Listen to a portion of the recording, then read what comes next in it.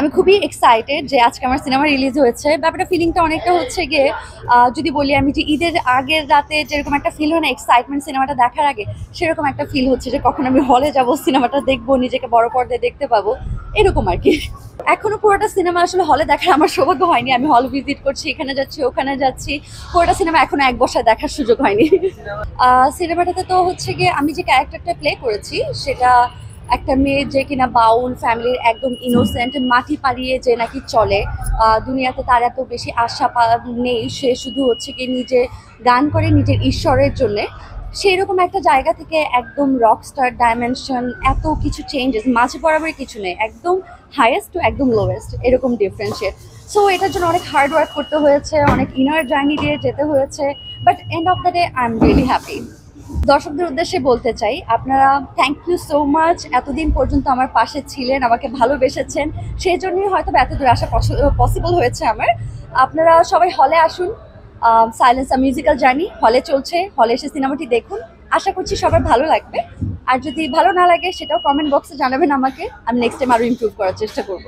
সবগুলো গানই আমার খুব পছন্দের, এবং হচ্ছে আমার আগের যতগুলো সিনেমা হয়েছে সবগুলোতেই গান হচ্ছে ওনারই করা ছিল। সো আমার আমার খুব ভালো লেগেছে আমার আগের সিনেমার গানগুলো, এবং এই সিনেমার গানগুলো আরও বেশি।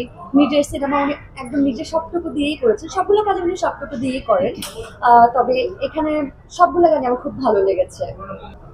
গরুর বালুচরের মিশি হচ্ছে, সে গ্রামে থাকলেও সে চঞ্চল ছিল, সে ভালোবাসতো, সে স্বপ্ন দেখতো, অন্যরকম সে। আর হচ্ছে গিয়ে এখানে মায়া যে ক্যারেক্টারটা, সে যখন গ্রামে আছে সে খুবই সোলফুল, সে হচ্ছে গিয়ে গান গায় ঈশ্বরের জন্যে, তার জীবনে এত চাওয়া পাওয়া নেই, কিন্তু অনেক কারণে চাওয়া পাওয়া করতে হয়, সেটা সে শিখে, সেটা ডিফারেন্ট গল্পের কারণে হয়। কিন্তু হচ্ছে দুইটা ক্যারেক্টার আমার কাছে প্রচন্ড রকমের ডিফারেন্ট, নিশি এবং মায়া এক করার কোনো উপায় নেই। কমার্শিয়াল সিনেমা করার আমার ইচ্ছা আছে, কিন্তু সেটা সবকিছু ব্যাটে বলে মিলিয়ে তবেই হয়তো বা দেখা যাবে।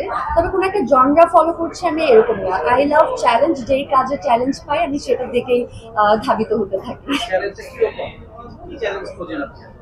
চ্যালেঞ্জ তো যেরকম অনেক রকমের হতে পারে, যেটা আমি আমাকে ভাঙার সুযোগ পাবো।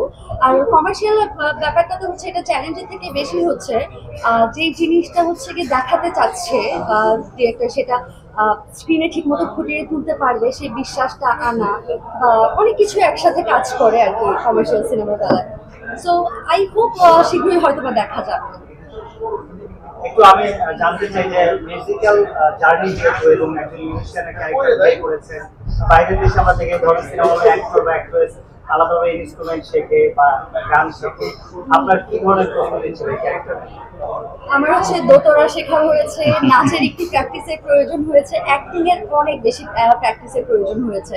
যেহেতু দুইটা ক্যারেক্টার দেখতে একরকমের মনে হলেও একরকমের মনে হবে না, বাট হচ্ছে গিয়ে মনে হচ্ছে যে আচ্ছা করে ফেলেছি তো, কিন্তু এত সহজ ছিল না।